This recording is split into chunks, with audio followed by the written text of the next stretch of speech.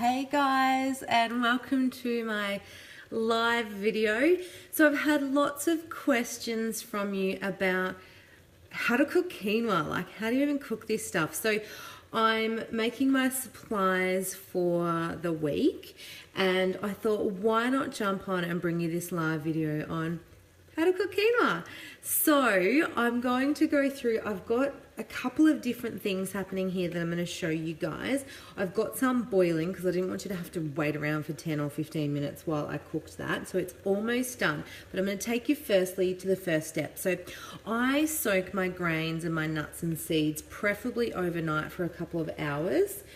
At minimum, and then so I just soak them in water. So I'm going to pour some water on them like I'd be soaking them, obviously. So you might just, cover them in so much water. But then what I would do is I'd let that sit overnight for a couple of hours, and then I would actually rinse that water off. I would drain it all, rinse it in fresh water, and then I would put it in my pot. So if I'm going to be putting my quinoa in my pot, what I would do is I'd obviously tip that quinoa in that I've strained, and then I'm going to show you how much water. I'm going to add for about half a cup of quinoa. I'm going to add about a cup of water over the top. So it should cover about 2 centimeters over the top of your quinoa. So then I would just put that in. Imagine this is a saucepan and it's starting to boil. And so you can see here, I'm just going to turn this off. So what I do initially is I put boiling water on it. So when it goes into the pot, I pour boiling water over it using that cup if you want to measure stuff. I don't measure anything, or just like 2 centimeters over. And then I just let it come to the boil. Takes about 4 minutes to come to the boil if you're using half a cup, obviously more if you've got more. And then what I do is once it's come to the boil, I then turn it down to low for about 5 to 10 minutes, so maybe about 8 minutes. We'll go the middle. Never measure anything either. But as you can see, this has been boiling on low for about 8 minutes.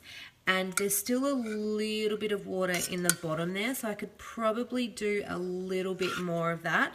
But what I do is I then turn off the stove and I just let it sit there.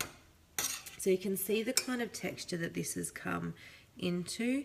Looks a bit like some claggy grain a little bit. It's still a little bit watery, so I would sit that on there and allow that to do its thing and evaporate a bit more. And here's what I prepared earlier. So this is our final product of the quinoa. You can kind of hear that other stuff fizzling away. But you see how that one's not as, it's not gooey at all, and it's nice. I'm going to bring it right up so you can see what it looks like.